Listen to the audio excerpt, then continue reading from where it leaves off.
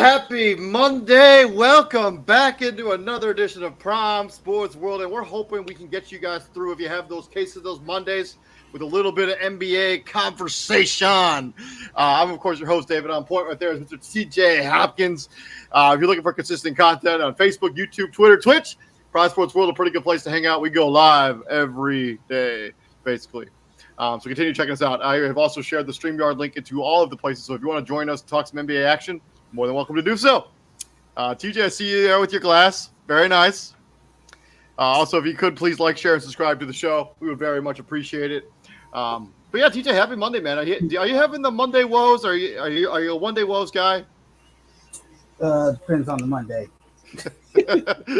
I am very much a Monday woes guy. Like I don't really enjoy Mondays because it's like the start of the work week and it just isn't that much fun. Well, yeah, when you work third shift like I do, you kind of lose a night.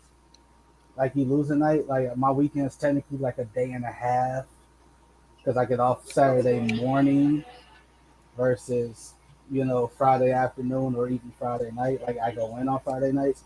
It's not a big deal. It's for a greater cause. But you gotta do what you gotta do. Exactly. But yeah, But yeah, today in today's show, before you know it, I know we just got done with all of our NFL season preview stuff, and training camp is about to wrap up. The NFL's most training camp actually have wrapped up in the NFL. That first game of the season is only a few weeks away. But Not even before a few weeks. It's like 10 days. Yeah, 10 days. Basically, yeah. But before you know it, the NBA is going to be back. I think they start their season sometime in October. So yeah, let's talk about. We're going to do some season previews for some teams that we're going to start first in the Central Division, start in the Eastern Conference, and we'll swing away all the way until we get to the Golden State Warriors Conference, which I think is the Pacific or whatever. And then we're going to talk about that team last. And so we're going to talk about the Central today. And if you don't know a lot about us, the Central is where our team plays, the Chicago Bulls. We're all Bulls fans here. So yeah, we have a vested interest in the Central, basically. Minus Christian, yeah, obviously, because he's from New York and is a Giants fan. And a Yankees fan. Which is okay, but go ahead. Anyways, yeah, but yeah, we have a vetted interest in the Central. It's the teams that we watch. It's the teams that we care about more than any of the other ones. So let's just talk about the overview of the Central before we get into each individual team. And we're going to talk about the roster. We're going to talk best and worst case scenario. We'll talk about the head coaching situation a little bit, and then maybe some mid-season storylines for each team. First, let's talk about the Central. What is your initial reaction? And this is a division that Milwaukee has had in a stronghold the last, what would you say, 4 maybe 5 years. Yeah. We've seen some up and come, we've seen some teams that have been bottom feeders, i.e. the Bulls, the Cavs especially, make a push. All right, I get it. I think the Bulls lost every game but one, and it was that one playoff game that the Bulls won. They lost every game to the Bucks, but outside of that playoff series, they were close. Those games were those regular season games were reasonably close. They had a lead at halftime in a bunch of those games. And they just fell apart, but it is what it is. We saw the Pistons, young team, show a lot of promise. They have a lot of young talent. So look for them. They made a move at the deadline, acquiring Marvin Bagley Jr., which is like a hand in the glove kind of fit. They need him. He needed them. And one team that is clearly in straight up rebuild mode is the Indiana Pacers. I know it's always Detroit, dude. Come on, let's not play around. Let's not pretend. They're gonna be better than the Pacers. I know that's not saying much, but no, I'm not so sure. I think it'll be close. With a straight face, you're gonna say it's gonna be close between the Pistons and the Pacers. It's gonna be close. It's gonna be close. No, it's not. I think the Pacers. We'll get into it. We'll get into it. But yeah, I think they're gonna have a better season than the Detroit Pistons. Just a shot in the dark. But yeah, for me, this is a division. It's been dominated by Milwaukee. I don't expect that to really change, but I do expect some of the other situations with other basketball teams in this division to change just slightly. So we'll see. Let's get into it. Moving on into the first team, we got the Milwaukee Bucks. Obviously, this team won the division. This is their current roster. They got Drew Holiday, George Hill, Javon Carter, Marshawn Bishop was their first-round pick, Linda Whittington, AJ Green, wings. Chris Middleton should be healthy coming into the season. Pat Connaughton, who they just signed in the offseason, Grayson Allen, Thaddeus Antetokounmpo, Jordan Okoro, Wesley Matthews, Joe Ingles, who they signed in free agency. And then they got Giannis, Brook Lopez, Bobby Portis. I'm not even going to try to say that name. Sandro.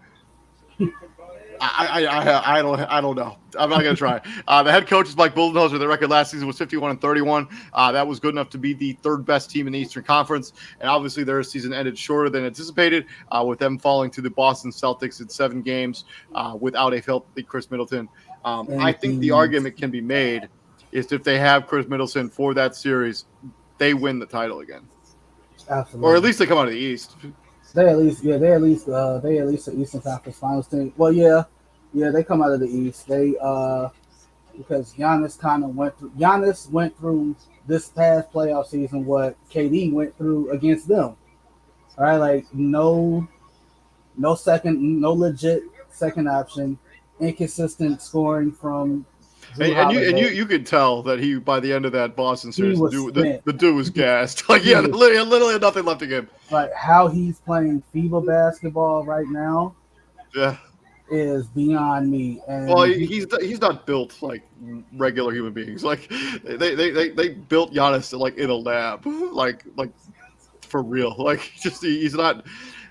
People are supposed to be that big, that muscular all the time. Like, no, like and and don't to get, move the way he is. Like, and don't get me wrong, like that first round matchup against the Bulls, he had some unlikely help, right? Like we did not expect Grayson Allen and Bobby Portis to basically hit every other shot that they threw up against the Bulls, and like that's what happened, you know. But you know, you expect that to carry over to the next round, and it's like, yeah, no. Right, like it would have been nice if Grayson Allen hit those threes that he hit against the Bulls against the Celtics, especially with all the talking they were doing after that series was over. right? Like so, it's like okay, right? You beat the team that whose original goal was to like just Make get the better, playoffs. make the Yeah. playoffs, right? All right. So like Boston, on the other hand, had championship aspirations, and we'll get to them. But season storylines, i.e., one, stay healthy. Yep. That's probably the big one. Like you're as long as you have Giannis, and as long as you have Budenholzer and Chris Middleton, And you're Drew Holiday, who's arguably Holiday. the best defensive guard in the NBA potentially, or point guard. Like he up. Well, considering how smart one DPOY, like Yep. he. Okay. But I mean, you know. Drew Holiday, you top three, bro. You top three. Defensive Yeah, point guard. he's for sure in the conversation. Like he, But as long as you have those key elements, you're a title contender.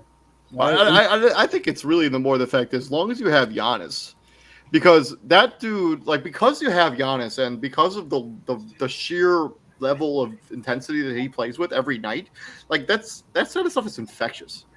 Like you like if you play with a Giannis, you have to give the same effort that he gives. You walk him, he's like the star player, and you see him running down blocks in like in the middle of the season for like chasing people down and getting steals. Like you see your star player putting that level of effort into the game, like it kind of becomes like, hey, like if that guy's gonna play like this, I kind of have to step up my game too. It's infectious. Oh, absolutely, and that move that they made to acquire Drew Holiday 2 years ago, it was like a godsend. Yeah, I mean everybody was super critical of the contract they gave him after they signed him, but it looks like a bargain now, like based on what players are getting played. And Drew Holiday has been as important. And we talk to the storylines. Yeah, they have to just stay healthy. Like this is a team that has to stay healthy. And like I don't mean like I think there could be people that can miss games here and there, but Giannis has to stay healthy. He is the straw that stirs the drink because the rest of the pieces on this roster, they're just not. They're not all that good without Giannis as the central cog of this. Like Drew Holiday is a fine player, but he cannot carry a team. Like Giannis is the one that has to stay healthy. And we had a scare in the playoffs a couple of years ago, where he was miraculously able to just bounce back like nothing ever happened to him because he's not of this world. Yeah, that knee injury he suffered. What was it against Atlanta? Atlanta. Yeah. That hyperextended knee would have kept a lot of people out. Right? Yeah, I mean, like you saw that. Like when I watched that, live, I was like, oh, something's torn. Yeah, I was like, your knee isn't supposed to like bend like that. Like, and then he didn't miss this. He missed like that final closeout game against Atlanta, but like he didn't miss a single game in the playoffs. Like the dude is just a monster. He's not meant to be on this world. I don't know, man. He's special. Like that lineup of. I would just like that lineup that they trotted out against the Bulls to begin with. That would be my starting five going forward, right? So you got Drew at the 1, Middleton at the 2. I would literally throw Bobby Portis at the 3, Giannis at the 4, Brook Lopez at the 5. Yes, I am making everybody's night super uncomfortable. Not to mention that's a super big and like athletic. You are going to know you played me. Yeah. I mean, the Bulls for sure knew they played the Milwaukee Bucks when that series was over. And I think I really like the sneaky pickup of Joe Ingles, like real cheap. Like I know he's coming off an ACL tear, and like he may not like, but they don't need that guy for the regular season. That's a playoff move. That's a depth move. That guy, if he could, because he's one of the better shooters in the NBA, and he can create a little bit off the dribble. Like if he can get healthy and like give you like anything really, that is a really smart signing on the veteran minimum. And Marshawn Beauchamp, should be Yeah, somebody that gives them really good minutes. G League Ignite. G League Ignite. I mean, should give you some. I mean, you can create his own shot. He can, he can handle the basketball a little bit. That was a smart pick too by the Milwaukee Bucks, like a real smart pick. We already know that like some of those wings some of those wings and bigs that are, well, it's only one big that's listed. He's not going to play, and you didn't even try to say the name, did you? Sandra. I've been trying to sound it out in my head, and it's just like I can't piece it together how I want to. I'm just like, names like that, I have to hear. Yeah. Yep. Mm-hmm. And I can't. I mean, Mama, I can't. I'm not even gonna try.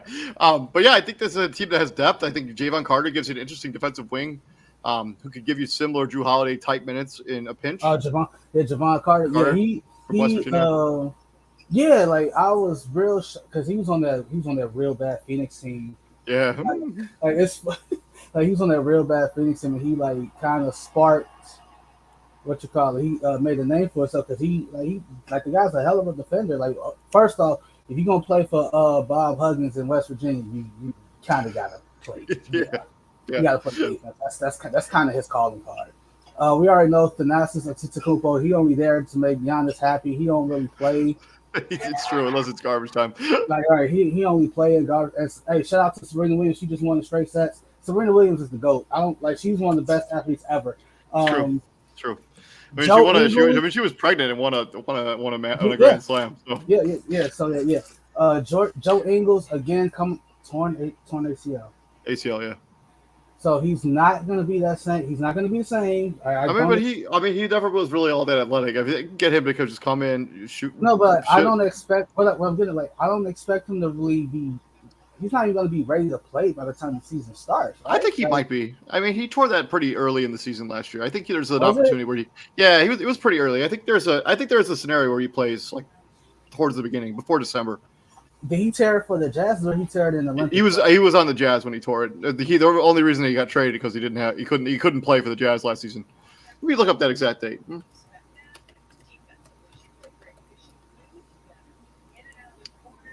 He tore that. Oh wow! I guess it was later than I thought. Because it was right. I think. You know what? It was deadline, wasn't it? Yeah, so he had to wait for that swelling to go down, and it took like a month. So he got hurt on February 9th. He didn't have the surgery until the 23rd because he had such bad swelling. And then he was traded to. He was already traded. The trade deadline hadn't happened yet. I think he got hurt right before the trade deadline. He got traded like at that point. Yeah. So when does he got traded? He got traded. The deadline was February 9th. I think he got traded the same day he got hurt potentially.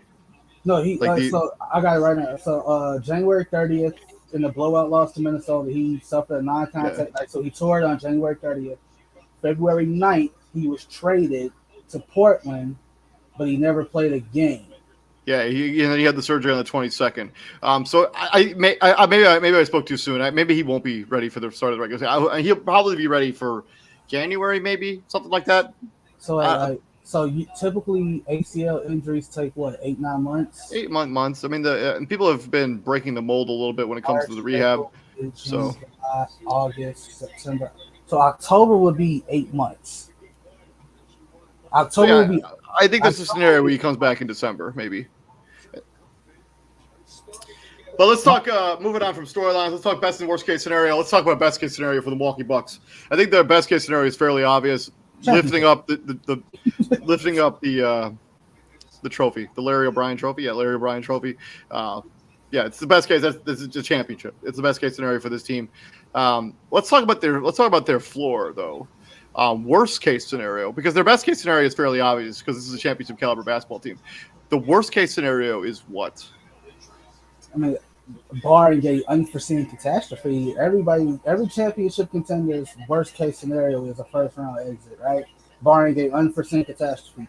But for them, everybody stay healthy. Their worst case scenario, their floor is conference finals. I actually agree with you, man. Like I think their worst case scenario for the Milwaukee Bucks is them losing in the conference finals. Like that's how good I think this team's going to be next season. But there is some other scenarios where if God forbid a Giannis injury were to happen, I hate even putting that into the atmosphere. But if he does get hurt at any point during the season has to miss a substantial part of the season, we're looking at a team that's missing the playoffs. Because he's the best player on this team. He's the best player probably in the world right now, based on his impact and his hustle and his skill set. He can really nail down a jump shot and maybe make a little bit better shot selection sometimes. I think he does fall in love with the jump shot once he makes a few.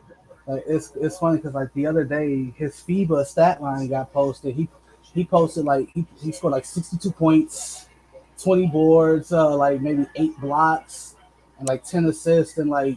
FIBA quarters are shorter. You get that in like 25 minutes. In a FIBA play, he was like 7 to 7 from 3, and on the FIBA court, and they're like, oh, they do it every time. Like, Giannis 3 ball come. I'm like, y'all realize the FIBA 3 is like 4 inches shorter than an NBA 3. Like, hey, man, let them have their moment. Like, that's a huge difference. That's a huge difference. Like, yeah, like, and don't get me wrong, like he has a game like that, in the NBA often, like every now and again, he'll go. They're pretty far in between though. That's what I'm saying. He'll go 4 for 5 from 3, or 5 for 6, 5 for 8, and then all of a sudden he has 2-3 games in a row where it's like 1 for 5, 2 for 6, something like that. And that's Giannis, right? Like. What I do wish is like I do wish he was officiated fairly. Like you can't run that, like you can't dribble down the lane, bro. Throw your elbow and shoulders, and somehow that's a foul on the defender who's just standing there. All right. Well, Giannis is not the question here with the Milwaukee Bucks. Like what you see with Giannis is what you get. Yeah. Right? So this is one of those scenarios where it's all right. We know what we're getting, like they did LeBron and KD for years, right? We know what we're getting from you. Yeah, it's all the other people on the roster. It's everybody else, right? Like, are you going to have help along this in this process, right? So I know Chris Middleton is definitely chomping back at the bit. Like he got to get back out there. Like I will never fault a player getting hurt on them, like fault them for getting hurt. But something tells me like he's thinking along the lines of like how everybody else is thinking. Like, if I play against Boston, we win. Yeah, I mean, I don't think that's even a debate. I think if he plays against Boston, they win that series. They go to the finals. They beat Miami. They probably beat the Golden State Warriors too. Real talk, I don't even think it like that series against Milwaukee. I mean, against Miami. I don't even think it would have been close. I don't think so either. I mean, Milwaukee outside of that bubble season, Milwaukee's had Miami's number. Yeah, like because like Giannis and Bam is not close at all. Jimmy can't guard him. Jimmy's too small. Right? Yeah, and Tyler Hero. I mean, but moving on from that, we'll talk about that later. So let's move on to the Chicago Bulls. It's obviously our team. Obviously, the guards, Lonzo Ball, Alex Caruso, Ayo Dosunmu, Gordon Dragic, they signed in free agency. Zach LaVine, they re-signed it this offseason. Derek Jones Jr., Kobe White, Dalen Terry was their first-round pick. I think I may have spelled his first name wrong. Malcolm Hill, that's right. Malcolm Hill, Tyler Cook, Matt Thomas, Javonte Green, and their bigs, Nikola Vucevic, Patrick Williams, Tristan Thompson. I'm not trying to pronounce that name either. Andre Drummond. That's Mark Simonovich, bro. Like Marko Simonovic. Okay, got it. Andre Drummond, Tony Bradley, head coach is Billy Donovan. Their record last season was 46-36. Let's talk about their season storylines. I think the big one here is the scenario with the Lonzo Ball stuff. The latest reports are that he's recovering from this knee injury that turned into be a season-ending injury after many points during the season. Last year, they said he would come back at some point. That just never happened. There's been some rumors that he may have needing another surgery. I'm not really sure what to make of those rumors because they seem to be all over the place. Until I actually hear from Lonzo Ball about what his actually rehab situation is, I'm not really willing to buy into a whole lot of it. But the Lonzo Ball thing is big because he's eaten into a lot of the cap space that they signed him in the offseason. If he's not able to be who he's like the player that he once was based on this injury, I don't know. What do you think about the Lonzo Ball situation? Just that, like all those rumors are exactly that. They're just rumors, right? Nobody said anything. The Bulls said all they had to say during the summer league because they had AK on during some broadcasts. They asked him about it. He said the same thing, like he's progressing. right? Obviously, he's not progressing as fast as they hope, but you can't. That's the thing that you can't rush. As the key word in here is progressing.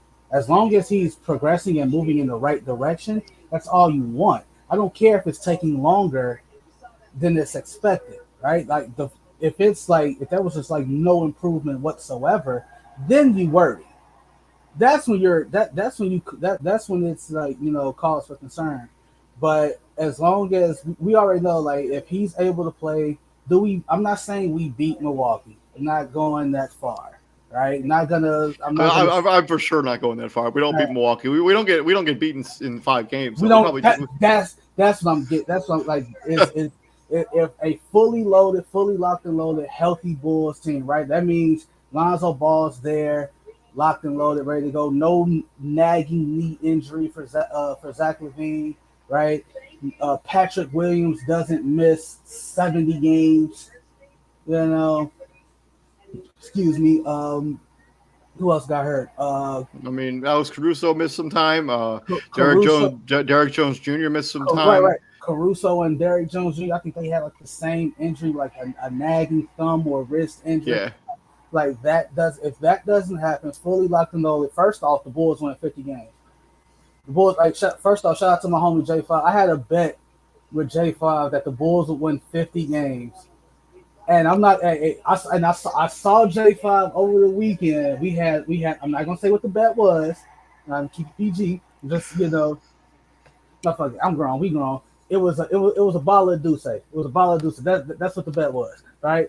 Bulls win 50 games. He owed me a bottle of Douce. I gotta get J5 a bottle of Douce next time I see him. But he admitted to me like if them injuries don't happen, he owes me a bottle. So I feel confident saying. And they came up 4 games short, and I went back and looked at 4 games that they lost that they easily could have won. I'm like, like I had it, but like, do we lose first off, and also that matchup that we got right? Like, we win 50 games, we probably don't get matched up with Milwaukee. In the we get the problem with the Bulls is we talk about that scenario right there. We got Philadelphia and said we haven't proven this Bulls team has not proven that they could beat the upper echelon of either conference.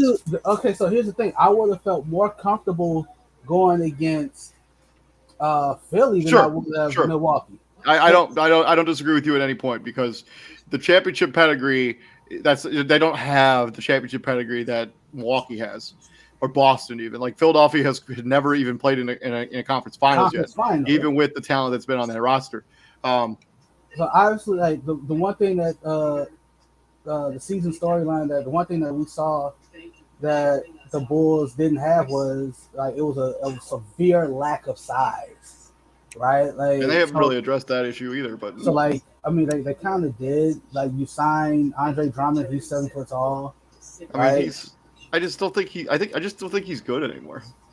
Okay, that's you, but you're not asking Andre Drummond to be the 2020 rebound. No, I know, but I mean, people expect him to come in and be this defensive anchor, and I don't think he's ever really been that guy. A defensive play, like that's not fair to him because those years in Detroit, it was just him. It was him and Greg Monroe. Right. It was just like they were just bad. They were just bad years in Detroit for Andre Drummond. Tristan Thompson, Tristan Thompson came in and in a week and a half made more of an impact than Tony Bradley did the entire season. It's true. Right. That's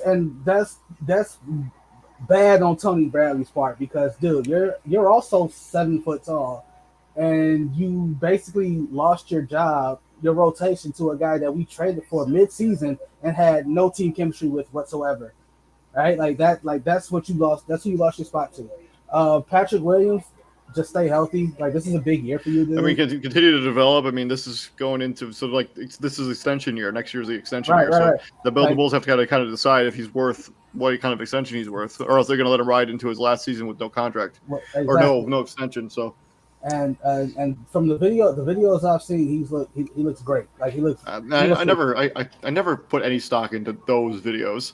Like where like, somebody's put in like an off-season workout tape. I'm like, no, like but that LeBron hype video that they spent 18 20. minutes talking. Well, it's because he like, oh, it's year 20. Whatever, whatever. How do you spend 18 minutes talking about that? Because it's LeBron and Still. Vucevic. Anyways, sorry.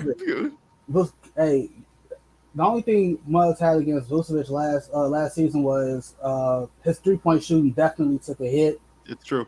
He took too many of them bad moments. I think he needs to stay in the paint, like And the thing is, like he shot by his standards terribly from three, and he still gave us 17 and 10. Like, dude, like I have no issue with that whatsoever.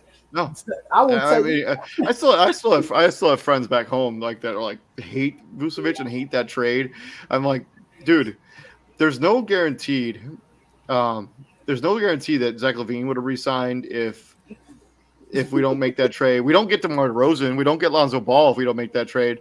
Like, it's all good on paper. Like, it's like, oh, we could have had Franz Wagner. Sure, we could have, but there's no guarantee he would have turned into. And he plateaued like crazy last season. Like, he was really good for majority of the season, but he for sure plateaued. And about Franz Wagner. Franz Wagner, yeah. That's what they call the rookie wall. Yeah, that's true. Moving on from storylines, let's talk best case, worst case scenario. First of all, best case scenario for the Chicago Bulls. Best case scenario right now is, to me, is a second round playoff appearance, right? Like considering your season ended last year in the first round. If you make it to the second round, that means you improved enough to go that much further. Right? Obviously, you want to be a conference finals team, like healthy. Can you get to the conference finals? It all depends on the matchup, right? You have to get two favorable matchups to make it to the conference finals in the East, right? Like you have to get two favorable matchups, and we'll get to it because the East is gonna get that much harder. I think a successful Bulls season would involve home court advantage in the first round of the playoffs. Yes. I think the Bulls should be, because let's not forget, at one point before all the injuries happened, the Bulls were the number one seed in the Eastern Conference, and then they slipped, through poor play and injuries, and kind of their schedule getting much more difficult towards the latter half of the season, where they fell to the 6th seed. But I think the goal should be for the Chicago Bulls team. One of the goals best case scenario should be a home court advantage in the first round of the playoffs, and yeah, make it to the second round. I mean, when you look at some of these other teams, I mean, I think I don't think they're as good as Boston or Milwaukee, but there's no reason, or even Philadelphia, but there's no reason they can't hang with Miami, the Raptors. We'll get to Cleveland in a minute here, but this is a Bulls team that should be a top 4 seed in the Eastern Conference. They just need to stay healthy, and this Lonzo Ball thing needs to sort itself out. As long as he's making progress, I'm good. And I've also seen some pictures of Io this offseason, and he looks awesome. Like he looks like he's ready to take another step. Like good for him. Good for him. The thing with Io that kind of hindered his draft a bit. His draft, like the reason he fell into the second round is the jumper, right? Like if Io gets a consistent jump shot, because I mean, he was pretty good towards the end of the season last year. So he was, and like his mid-range jumper in college was damn near automatic. Again, I watched a lot of Io Dosunmu at Illinois, right? Or I watched a lot of Io Dosunmu, period, right? Morgan Park High School, like So I saw a lot of Io Dosunmu. And so, like, the one thing that he really needs is that consistent 3-point shot to fall. Same thing with Kobe White. Like, White, bro, you're on the like. I know my former coworker Chucky Vision would hate this, but I still think they're going to trade him this season. Like I think by the deadline, Kobe White is for sure not going to be there on the team anymore. Absolutely, you will get no gripe from me on that one. Like I think they know what they need. They need to address that. They should have traded him for Marvin Bagley last year if that was on the table. But we talked about best case scenario. Let's talk about worst case scenario. Not making the playoffs at all. I think that's I think you're having a shrew of injuries, because they have some players on this roster that haven't shown the consistent can stay healthy consistently throughout their career. I mean, Lonzo Ball's dealt with some injuries, Zach LaVine's dealt with some injuries, Nikola Vucevic dealt with some injuries, Patrick Williams has dealt with some injuries. Andre Drummond, I think, is completely washed. I know people are excited about having him on their team, but I just don't see it. And then you could have DeMar DeRozan, coming back down to earth. I semi-joked on this channel a lot that the Bulls should trade him now while his value is higher than it will ever be. But if he comes back down to earth a little bit and he's not an MVP caliber player again, I think the Bulls could miss the playoffs. And not to mention that the Eastern Conference is very deep. So look, worst case scenario is not making the playoffs. Billy Donovan fired. Because that would be one of the worst case scenarios, because they don't even have protection of their own pick next year. Like, that pick goes to Orlando, or San Antonio one of the two. That would be a worst case scenario for the Bulls. Yeah. I think if they didn't make the playoffs, I think Billy Donovan would for sure get fired. Moving on from the Bulls, we got the Cleveland Cavaliers. There's how their roster shakes out. Colin Sexton probably is going to be back on this team because of just the scenario. I think he'll be back on this team, but he is not right now. Darius Garland, Ricky Rubio, they signed in free agency. Tim Frazier, Raul Neto, who they signed in free agency. Isaac Okoro, Cedi Osman still there. Dylan Windler, O'Shea Abaji, RJ Nembhard, Karis LeVert, who they traded for last offseason before the trade deadline. Lamar Stevens, Luke Travers in their bigs. Jared Allen, Evan Mobley, Larry Market, and Kevin Love. Taco Fall, I think, is no longer on this team, but I forgot to get him off the graphic. Dean Wade, Isaiah Mobley, Moses Brown, Robin Lopez, and Khalifa Diop. Head coach JB Pickerstaff. Record last year, 44-38. This team was the 7th seed in the Eastern Conference. They ended up getting knocked out of the play-in tournament. First, they lost to the Brooklyn Nets, and then they got beat by Atlanta in that second-round play-in game and missed the playoffs. After what was a really promising start to a season where they were like the 3 seed in the Eastern Conference for a majority of it, and then some injuries came in and they've ended up slipping in the standings. Season storylines there for this Cleveland Cavaliers team. Go from play-in to playoffs, right? That's basically stay healthy, because Evan Mobley was my rookie of the year. Mine too. Evan Mobley, shut up, Izzy. I know I can hear you right now. Shut up, Izzy. Izzy is not here, but he's probably listening. So yeah, shut up, Izzy. Evan Mobley would have been rookie of the year had he stayed healthy and missed the whole time. I get it. Scotty Barnes is nice, but he wasn't better than Evan Mobley. Evan Mobley was an all-star. He was. I mean, I know he didn't make the All-Star game, but he was an All-Star caliber player. Like, Evan Mobley was getting All-Star votes. He was getting DPOY votes. So Evan Mobley really could have been Rookie of the Year, first-time All-Star, and Defensive Player of the Year had he stayed healthy. All right, like, that could have very well been in his future. It was just like the Bulls, it was a big domino effect for them, right? Right, like Evan Mobley goes down, then Darius Garland missed some time too.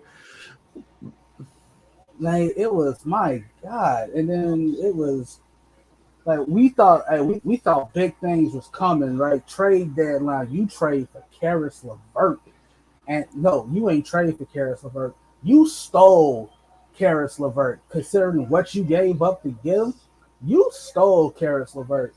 And they did give up a first round pick, I think. F them picks. Yeah. I think Sasha Banks and Naomi just came back. Anyways. Cool. I will check that out on YouTube. Because I'm in a Facebook group chat with like all wrestling stuff. A bunch of people are just posting like this "oh my god" stuff all over it. But when I turned the TV on, Bobby Lashley was coming out, so I'm not sure anymore. And I got some wrestling to ask, but I'll ask it off in the group chat. Anyways, sorry about that. Season storyline continue. All right, so my season storyline. Well, I think the first storyline, before we even talk about, figure out this Colin Sexton situation. Like, either sign him to his tenure and get him back on the team for at least this season, or trade him to somewhere else and get some value for him. Like, I'm not really understanding why they're all out on him. He's good. Like, Colin Sexton was like a 22 point per game scorer, and the fact that no teams in the NBA seems any interested at all in trading for him, it just blows my mind on this. I don't get it. Like I don't know. Colin Sexton's a good basketball player. I heard he's not great in the locker room, but and I think that's what it is. Like that locker room element of team sports. But I mean, you gotta figure it like this. I mean, he's playing on a Cavaliers team. At least the season before, at least both seasons that he's been there hasn't been remotely good, and yeah, they're losing wears on a guy, especially if you go a guy who's like Colin Sexton, who won everywhere he played, and then goes to the NBA and just the team stinks, even though you're putting up good numbers. That's got to be bad for your mental psyche. Well, let's not. Well, I get it. Like he probably won everywhere he went, but and he was a part of that Alabama team that. When you think Alabama Crimson Tide, you think Roll Tide, you think football, right? Yeah. That basketball team with him and some of those other cats, like and Avery Johnson, that coach. I don't know if Avery Johnson's still coaching there. He's not. But they damn near won a game 5-on-3. Yeah. So that wasn't a hyperbole. There was a fight in the game. There was a fight in the game where Alabama's entire bench ran onto the court, and they helped. They was helping in the fight. Alabama was left with 3 players for the rest of the game. Colin Sexton almost single-handedly won that game, 5-on-3. So to David's point, Buddy is a bucket. I mean, he's a good basketball player. The fact that he's still sitting in limbo right now is just kind of crazy to me. But when we talk about actually getting into the actual season, I mean, this is a team that's going to have to make their identity on the defensive end of the basketball, continue growing, developing Evan Mobley, continuing having Kevin Love be completely engaged in this team and helping these young guys grow and develop, and have Lauri Markkanen continue to play well and stay healthy. They have some pieces here that I like. I like the kid they drafted out of Kansas in their rookie pick. I like Isaac Okoro. If he can develop anything on the offensive end of the floor, that would be a bonus. Raul Neto is a really good, scrappy backup point guard. Yeah, Ricky Rubio. Ricky Rubio was having his best season as a pro before he got hurt last season. And it's just like you hate to see it, but me personally, if I'm JB Bickerstaff, so I saw a lot of teams struggle with that lineup. I tried it out of 3 7-footers. Guess what? I'm doing it again. So man, you can make the argument like their lineup with if they were to put Lauri Markkanen at the shooting guard, have Kevin Love play the 3, and have Evan Mobley and Jared Allen. We got Darius Garland and then 4 7-footers all just hanging out waiting to shoot threes. Well, that would be if this was Kevin Love, yeah. This was like Kevin Love 10 years ago. Minnesota Timberwolves Kevin Love. Right. Then you have an argument to make, but me personally, I go Garland at the 1, LeVert at the 2. I think how tall is Karis LeVert? Look that up real quick. I think he's 6'6". But I'll look it up right now. I got his roster pulled up right now. So I have 2 guys. He's 6'6". He's 6'6". So I got 2 guys who can create off the dribble, and they can shoot all together. So I got Garland at LeVert at the 1 and the 2, Lowry, Evan Mobley, and Jared Allen at the 3, 4, and the 5. Good luck, man. If I stay healthy, absolutely good fucking luck. Good luck, right? Because Isaac Okoro, he was thrown into the starting lineup strictly for his defensive purposes. But on offense, you're playing 4-on-5 because he has no offensive game whatsoever. You can't ask Isaac Okoro, all right, hey, go out there and give me a bucket. Put the ball in your at LA Fitness he could because he playing against non-pros, right? but ask him to hey, give me the ball. And real talk, I'm looking at something. Jetty Osman is the only one. Jetty Osman and Kevin Love are the only 2 dudes left from that 2016 championship squad. Sure, that's what happens. But let's talk about best case scenario for this team. I kind of talked about storylines a little bit. Let's talk best case scenario for the Cleveland Cavaliers. Playoffs, just make any seed 1 through 8. I don't care. At this point, you look at it like this. You were 44. The Bulls won 46 games. All right, 46, and the Bulls 46. The Bulls were a 60 with 46 wins. You're 44 wins, and you are a play-in team. So two wins, you're a you're a solid playoff team. So best case scenario, make the playoffs, not the play in, make the playoffs. Yeah, I think that's their best case scenario. I don't think this team's actually good enough to win a title or even like make a real considerable run in the playoffs. But if they can make the playoffs, I think that'd be another step forward for this team. And JB Bickerstaff has been a pretty good coach for this team. Let's talk on the other side of the coin, from the best case scenario to the worst case scenario. I think the worst case scenario is that at 7, that 12-hour lineup that they're going to roll out with the 7 feet tall, is that people figured it out. And they won't be able to be as effective.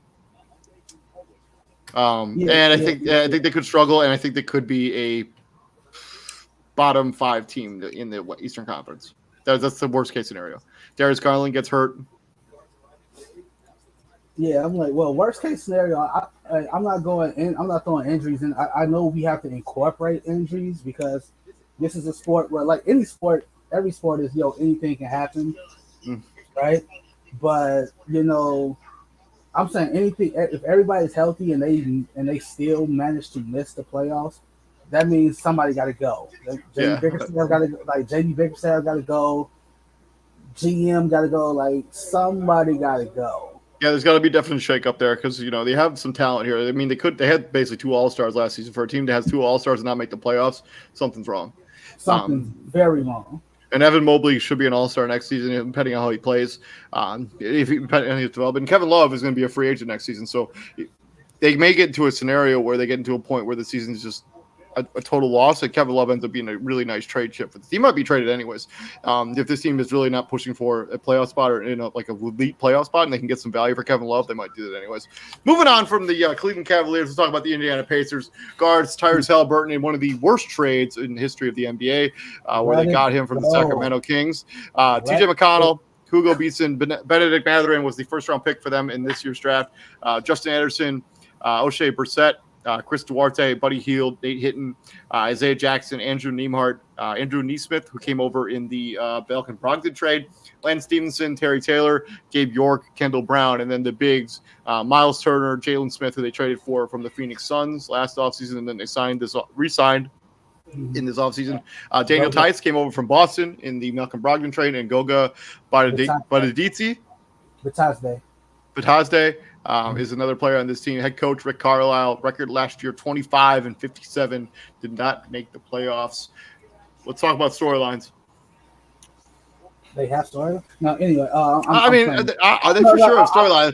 You look for Tyrese Halliburton to go from a really good player to an all-star. That's your storyline. What else we got? I mean, I know Miles Turner's on the trade block. He's been on the trade block for 3 years. I'm starting to believe that they're just going to keep him until they get tired of him. Miles Turner for sure. Like, you have to figure that out. Like, I'm too good. I'm not so sure that he's not a piece you can build around him and Tyrese Halliburton. No, F that. If I'm Miles Turner, I am too damn good to be in a rebuild. Miles Turner could never stay healthy. Like, he's not, like, he hasn't earned the ability to be like, hey, trade me away because I want to go somewhere to win. Because he literally cannot stay healthy. I've led the league in blocks the last 2 seasons. Yeah, he plays like 40 games a year. Me, right? Like, literally, you can literally say 2 of what's his name? 2 of what's that tall? The French Nick Gobert. Like, you can literally say French. You can literally say the only reason you got 2 DPOIs because I wasn't healthy, and unlike it's true. And unlike Rudy Gobert, if you put Miles Turner on the perimeter, guess what he can do? He can bang some 3. He can actually guard on the perimeter, and he shoots it at a 35% clip from the 3-point line. Like, if Rudy Gobert ain't getting lobs and putbacks, Rudy Gobert doesn't score. Yeah, but he's played led to 50 games the last 2 seasons, which is why he hasn't won DPOY. Even though he's averaged 3.4 blocks and 2.8 blocks last year. And let's be honest. He only plays 29 minutes a night. No. Let's be honest. They went 25-57. What are you playing for? What are you true. playing for? I mean, well, the season before that, I mean, he still didn't. I know they only played 60 games or 62 games or 72 games the season before. So so he only missed 25 or whatever, something like that, which is not terrible. But still, you were terrible. What are you playing for? I don't disagree with you on that. Okay, but Miles Turner, that's the major storyline when it comes to like what are they going to get back in a trade for Miles Turner? Because I also agree with you, even though I think it would be like the Tyrese Halliburton Miles Turner combo. I think it's something that would be fun to watch on the court, but it makes no sense whatsoever. Right, and also, what does your lineup look like? What is your starting five? Right. I mean, no. This is a serious question. I am not being funny. I am not being facetious. What are the paces like? What is your start? Well, Tyrese Halliburton, Buddy Hield, Chris Duarte, Isaiah Jackson. You're just saying that just to say that, right? Like you have no idea. I don't really know, but Miles Turner, Isaiah Jackson, I guess, Buddy Hield, Tyrese Halliburton, Chris Duarte. It could even be Jalen Smith at the 4. I don't know who's playing the 4 for them. Like okay, so like I swear to God, Lance Stevenson is somehow on this team again. Lance, because it's literally like it's almost like what you call it? Why is his name escaping me? Like you know how you got that one player? He's literally only good at that on that one team, right? That's Lance Stevenson, right? Like we've seen Lance Stevenson literally on several different teams, right? The only place he seems to be good at is Indiana. It's true. I mean, when he signed that big ass contract, he was not good at all. Yeah, he was in Charlotte. Oh, he was awful. It was trash. It was just, that was a Michael Jordan special. But like, all right, so you got to start Tyrese Halliburton, right? Like, you have to start Tyrese Halliburton. He's the future. Okay, so you go from Tyrese Halliburton. All right, so at 2, Lance Stevenson's not even on this team anymore. I got to update that graphic. He's for sure. Is he going? All right, so he's not there anymore. So you got Tyrese Halliburton, and we're talking about Miles Turner. Like, let's not act like Buddy Hield ain't on the chopping block either. I'm surprised that both of those guys are still on this team. To be completely honest with you, like I don't really know what Indiana's. What are they waiting for? I have no idea. So you got Tyrese Halliburton. You probably got Buddy Hield. And if you're Miles Turner, aren't you a little pissed that this team tried to sign DeAndre Ayton when you've been just as good? And like they want to trade you away, but they want to trade you away, but yet they offer this massive contract to DeAndre Ayton. And I'm not so sure that DeAndre Ayton is that much better than Miles Turner. He's just not, and they're not even that. They're like the same age. He's for sure a better defender, and it's not close. It's like the defensive capabilities of these two dudes. It's night and day, right? It is like we literally saw the DeAndre Ayton being guarded by Luka Doncic, and he was somehow ineffective. That happened. That happened. Yeah. Like that literally just happened. Like I don't care. Like y'all can kill me all you want. Like you can say I don't know what I'm talking about, but hey, roll the tape. Yeah, he's only 2 years younger than DeAndre Ayton, and they're willing to throw a max contract at him. I don't get it. Let's talk about best case scenario for this Indiana Pacers team. What's the best case scenario for them? 40 wins. You still gonna miss the playoffs, but double like you have to show some kind of improvement, right? Because in our when we saw Rick Carlisle got this job, we both were like, why? Like why? Right? Rick Carlisle doesn't seem like the kind of guy who wants to coach a rebuild. Exactly. Like we're like why? Like why would Rick Carlisle? This is one of those. I'm taking a job just to say I'm an NBA head coach, right? Like this is Rick Carlisle doesn't need to do that. Exactly. Right? Exactly. Like Rick Carlisle does not need to do that, right? No. Right. But if the guy never coaches, if he gets fired tomorrow and never coaches again, he's in the Hall of Fame.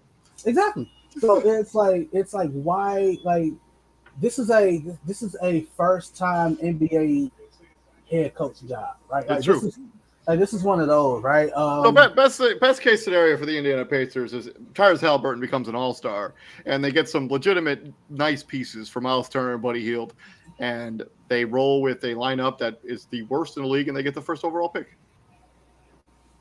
And worst case scenario, on the other side of that, they win 40 games and they're somewhere in the middle. They don't make the playoffs, but they're not good enough to get the first pick. Okay, so to me, I am on the opposite spectrum of that. I mean, we talked about this for years. Like, I would, like, if I'm an NBA team, I would rather be the dumpster fire team than be a team that wins like 38, 39 games and then doesn't make the playoffs. Okay, like, so that does nothing for you as a team. I am with you on that aspect to an extent, right? If you like 25 and 57, right? If you somehow go from 25 and 57 to 40 and 42 and you miss the playoffs, miss the play-in, right? Okay, now you're you're middle of the pack, but you basically all but doubled up on your win total. But it didn't mean anything. It didn't mean nothing. Yes, it did. You got better. You got better. I know, but like if yes, the goal is to get better. Like, you want your players to get better, but collectively, I think you want the record to be worse. I think you want your players to play better. Like, you want Tyrese Halliburton to be an all-star. You want him to be like a borderline all-star player. You want Chris Duarte to shoot it like 40% from the 3-point line. You want to see, Jalen Smith prove that he belongs in the NBA. Like, you want your collective players to get better, but you don't want your record to improve, because the goal for the Indiana Pacers is not, because they're not going to win a title. Even if they should be the worst team in the NBA. They should be. So you want your players to get better, but you want the team to suck. How does that make sense? Yeah. No sense. It makes perfect sense. Thank God. Being in the middle of the pack literally does no good for this franchise whatsoever. It's like what the Spurs have been doing for the last 5 years before they finally came to their senses this year. We're like, hey, we're not doing ourselves any good. We're gonna trade everybody away. We're gonna have the worst team in the league. Exactly. Now, I'm not saying take 5 years to realize that, right? If after 2 to 3 years of you being middle of the pack and it's like, all right, we're not getting any better, we're like right here. That's when you like, all right, you got to go full-fledged rebuild, right? So this team still needs to do that. I know they have Tyrese Halliburton, but if they're going to trade Miles Turner away and Buddy Hield, they're going to stink. Like, we just went through it. Like, who plays at their positions they leave behind if they trade those guys away? So, all right, so Buddy Hield's a combo, right? He can play the 2 or the 3. Yeah. Okay. So Justin Anderson can do, he does the same thing. He doesn't shoot as well as Buddy Hield, but he doesn't shoot in the same stratosphere as Buddy Hield. Come on. And we saw. And we saw a lot of O'Shea Brissett last year. Like, say what you want about him, but it's not. I don't think that was a situation. Like, we've seen teams, like, even when teams are bad, the worst of the worst, right? Even the worst of the worst have guys that are just absolutely buried on the bench, right? Like even the worst of the worst, like that one Philadelphia team that won like 9 games, they won like 9-73. They had guys who just didn't play for a reason, right? Those guys are just terrible. True. So O'Shea Brissett played. Aaron Nesmith, you got to find out what the hell he is. Like, he was just buried on the Boston. No, he was buried on the Boston bench, right? But like, come on, at least you're in a situation now where you have an opportunity to earn some kind of playoff. Sure, and he should be their starting small forward. Let's be real. Playoff minutes. I mean, like, just playing minutes. I misspoke. Yeah. I think that's interesting that we're both complete polar opposites on what we think the best and worst case scenario is for the Indiana Pacers. So me, like, my best case scenario is like you turn yourself into a middle of the pack team, and like the problem is like you can't stay middle of the pack too long, because then it's like, all right, this is not working. Like we got to blow this stuff up again, and woo. Worst case scenario is you stay right where the hell you are, and. I'm on the exact opposite wavelength. I just think they still need one more piece. But to your point, if they don't figure out this Miles Turner thing, right, and you're in the sweepstakes for them, let's just say by chance of miracle, you land that #1 overall pick. It's clear. It's not even close who the clear-cut number one overall pick is right now. We know who it is. Yeah. What if? But hold on, but what by that point? What if you still have Miles Turner and you're in line with the number one overall pick? No, you traded Miles Turner away. But you haven't done it yet. I mean, you could even play those guys together if you really wanted to. I'm not sure what's going on with Indiana. That Miles Turner needs to be traded. Buddy Hield should be traded. Neither of these guys should still be on this team. It doesn't make any sense. Moving on to the final team in the Central Division, we got the Detroit Pistons. Their lineup is guards. They got Cade Cunningham, Killian Hayes, Jaden Ivey, Kemba Walker, Corey Joseph, Carson Edwards, Frank Jackson, and Saban Lee, who came over from Golden State. Wings, Sadiq Bey, who had a 50-point game last season. Habdou Diallo, Isaiah Livers, Rodney McGruer, Buddy Boeheim. Boeheim. Yeah, Boeheim. That's Jim Boeheim's son. Yeah, that's his son. Alec Burks, Kevin Knox, Gabriel Procida, Biggs, Isaiah Stewart, Marvin Bagley III, Jalen Duren, Nolan Stowell, Kelly Olynyk, Jamarco Pickett. Dwayne Casey is the head coach of this team still. Record 23-59. Let's talk about storylines for this team. My number one storyline is what are you going to do with Killian Hayes? Because he's been not good since you got him. Well, I think you got to figure out if this kid can play. Like I know his position kind of got taken a little bit by drafted Jaden Ivey, who I love as a draft pick, and I love the combination of Ivey and Cade Cunningham together. But you used Killian Hayes was a first-round pick, a top 10 first-round pick. And the injury, he did get hurt. So that's, I mean, like, but now, now you have to figure out, all right, what do you have in Killian Hayes? It was a hip injury, right? Yeah. It was a hip. Okay, so it was a hip injury. He should be ready to go, geared up, all that good stuff. So I see your Killian Hayes, and what do you do with Kemba Walker? Well, I think Kemba Walker's just there. Right. Like I'm actually surprised they haven't bought him out. If they may have, and I just missed that message, that thing. But Bro, I'm surprised I have not heard anything about Kemba Walker since the draft. Like since draft day, that was a draft day deal, right? Like he was I don't like you created a log jam, right? So like me. Well, I mean, Kemba Walker is not going to play for this team. Like they're going to. Kemba Walker is not going to play. Even if he stays on the roster, he won't see a minute on the floor. Kemba Walker is not going to play on this team, but like, you kind of did create a log jam because we saw Cade Cunningham just off the guys that were on the roster last season, right? We saw Cade Cunningham, we saw Saban Lee, Frank Jackson got some minutes, and Corey Joseph played, right? Carson Edwards is a G League, like he's gonna be in the G League. He's gonna play for. He's a fringe NBA player, right? You gonna send Carson Edwards down to Grand Rapids, right? Like that's your G League affiliate. Hamidou Diallo, combo guy. Sadiq Bey, combo guy. Both of those dudes played. Yeah, I mean, Sadiq Bey, like they traded. Like I remember what the deal that they got him in, but they got a steal on that draft trade. Sadiq Bey, it's been pretty good. Rodney McGruber is a good combo guard who can put some points on the board. I think Kevin Knox is a good flyer. If you can revive his career, at one point he was looking like a. So two dudes. You can add 3. I might add another one, but I don't expect Tim Walker to play. Who? Oh, TJ, you're breaking up a little bit, man. Breaking up a lot. Yeah, there you go. Go ahead. All right. Expect Alec Burks again for the Pistons. I think he will play for them. I don't know. I mean, they traded it with the Knicks, and they got Nolan Stowell in that trade too. I don't know. Nolan Stowell is going to play on this team either. They have like too many players. Like that's it. Like so, like it's log jam galore everywhere. Isaiah Stewart started 71 games for you last season. So what are you going to do with him? Kelly Olynyk was a valuable vet for you. You drafted Jalen Duren, so you're going to play him, and you traded for Marvin Bagley. So you literally have a Jamarco Pickett. No disrespect to you, bro. I don't know who you are, but I'm gonna do my research. I'm gonna do my research. I'm gonna look you up, and you like Killian Hayes or Carson Edwards, you're gonna get sent down to Grand Rapids, bro. It's gonna be real. No, I'm sorry. You're not wrong. I don't know who he is either. I'm not even sure if we're pronouncing that name correctly either. So. Marco. No one knows. It's very.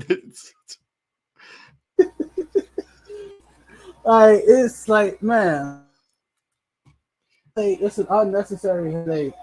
I don't. This other guy they drafted in the second round, I don't know who that guy is either. So it doesn't even have a college listed. Like Gabrielle Procida. Please. So, but yeah, I think Detroit. My storylines for the Detroit Pistons, the one I'm following when it comes to this team is I want to see the develop of Cade Cunningham and Jaden Ivey play together, and I wanted to see that be effective. I think because I think this is a team that's done rebuilding.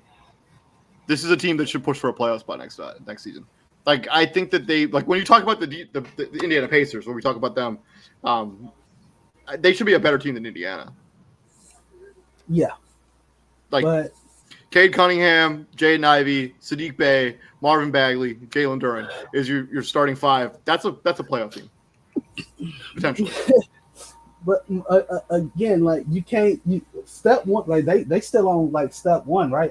What's your rotation? What's your starting five? Cade Cunningham, Jaden Ivey, Sadiq Bey, Marvin Bagley, Jalen Duren, or Isaiah Stewart. One of those two guys. See what I'm talking about? Like, do you see what I'm talking about?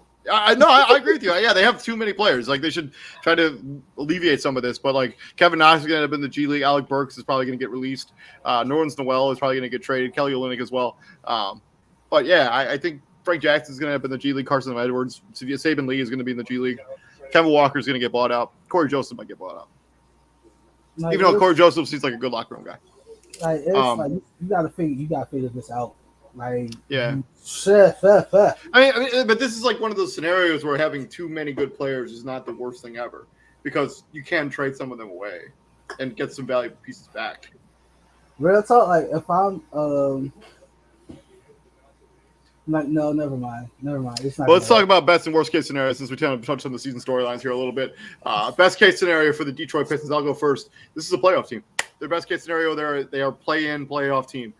Cade Cunningham takes another leap. Jaden Ivey fits in seamlessly into the starting lineup. Sadiq Bey continues to be a baller and get buckets. Marvin Bagley continues to develop a little bit under a new regime. And Jalen Duren wins Rookie of the Year. Jalen Duren, or you mean Jaden Ivey? No, Jalen Duren. You don't, the big man. Like, right, you don't think Jaden Ivey has a shot at Rookie of the Year? No, I never said that. I'm just saying best case scenario. Jalen Duren wins the Rookie of the Year. They make the playoffs. Best case scenario, play-in. You're playing team. Like, for one, I just think forget. Oh, that was bad call. Forget your division, right? Like, just like it's 2 teams in it's 3 teams in your division that you got to go to battle with, right? Like, it's gonna be a dogfight. Your division. I just think the East in itself is just too deep for them to be a playoff team. So, like, I mean, Brooklyn's gonna be better. I mean, you expect. I mean, the Hawks to be better. So just off rip, right? Milwaukee, Boston, 1-2, Philly, Miami, Bulls. Chicago. That's 5. Yeah, Toronto, 6. Brooklyn. Did we mention 7? Atlanta, the Hawks. That's 8. That's literally 8 teams right there. That's Cleveland, 9. The Wizards, maybe. No. You ain't wrong. Yeah. I mean, yeah. Like dark. I mean, like, okay. I'm gonna be respectful. Like, Wizards get 10. Yeah. Orlando 11. Yeah. I think Orlando's a while away. I mean, not a while, but at least not this season away. I think Detroit's gonna be better than all those teams. I think they'll be better than the Wizards. I think they'll be better than potentially better than Cleveland. Maybe. Yeah, I can see it. Like, it's just again, injuries to key guys. What happens? Moves to be made. Like you said, right? They have a bunch of trade chips. Let's talk about worst case scenario. We talk about best case scenario, either play-in or playoffs. Worst case scenario for Detroit is, I think, Cade Cunningham and Jaden Ivey not meshing well together, and they end up having to trade one of those guys after this season because the season doesn't go well, and they end up winning 23 games, and Dwayne Casey's out. I agree with Dwayne Casey being out. Agree with them staying in the same win total, 20 to 25, 30 wins. Kay Cunningham and Jaden Ivey not meshing. That's the easiest fix out of the three that you listed. I don't see why they wouldn't. No, I don't see that either. I just think maybe that their games don't mesh as well as people hoped. Well, the benefit is like Jaden Ivey, again, Big Ten country. I saw a lot of Jaden Ivey because he was at Purdue. Jaden Ivey can play off the ball. Yeah. I mean, he played a little bit off ball in college too. Right, that's what I'm saying. Like Kay Cunningham, on the other hand, I don't know how he can. I don't know. I'm not saying he can't. I'm just saying, like, you want. I think Kay Cunningham is the guy you want to have the basketball in his hands. Exactly. Like that's what I was getting at. Like, you want Kay Cunningham bringing the ball up, initiating the offense. You know, you want the offense to run through him, kind of. Another worst case scenario is a guy in Marvin Bagley who you're hoping to be a big contributor regresses like bad, like back to Sacramento Marvin, but like you pretty much got him for cheap. Yeah, I mean, I don't even remember what they gave up to even get him. That's how cheap they got him. And it wasn't anything substantial or worthwhile. So like your worst case scenario is he regresses. Injuries happen. You're a 25-30 win team. You're picking top 5 again, and by that point, yeah, Dwayne Casey got to go. Like, yeah. I'm actually semi surprised. I never want to call people jobs, but I'm almost semi surprised. I'm semi surprised he still has this job. Whole time, like if there's ever a head coach, like we're used to like head coach demotions being from like you're a head coach here and then you're an assistant somewhere else. You took a head coach demotion in an entirely different light that's never been seen before, because you went from coach of the year, first place in the East, to a team that can't even win 25 games. Yeah, so I guess we'll see what happens with the Detroit Pistons. Yeah, my worst case scenario is because this is a team that should be done rebuilding. This should be a team that's supposed to for the playoffs next season. Like, they have the pieces, I think, to be a legitimate playoff team. If they're not even close, that would be a worst case scenario. It's kind of the opposite I feel about Indiana. Like, I feel like Indiana is not done rebuilding yet. Like, they shouldn't be pushing for a playoff spot. But we'll see. But yeah, that's been the Central Division. Let us know down in the comment section what you think is going to be going on with the Central Division. Obviously, Milwaukee's the best team in this division. Bulls, Cavs kind of competing for that number 2 spot. And then the bottom feeders are Detroit and Indiana. Please like, share, and subscribe. This has been Prime Sports World. Tomorrow, we're going to be breaking down week 3 of the NFL preseason, doing some overreaction, underreaction, or just right. So you don't want to miss that content. And then on Wednesday, we're going to jump back into the NBA stuff and do another NBA show where we break down the Northwest division? The Northwest. With Denver, Portland. Yeah, that's what So Denver, Portland, Minnesota, Utah. Yep. So yeah, I don't want to miss that content. I've been David Huppin. Right there is Mr. TJ Hopkins. And TJ, what we do here at the Prime, my friend? We bring the heat concept. We bring the heat, yes, sir. And I will see you tomorrow, man. You have a good night at work. See you, man. Peace, brother.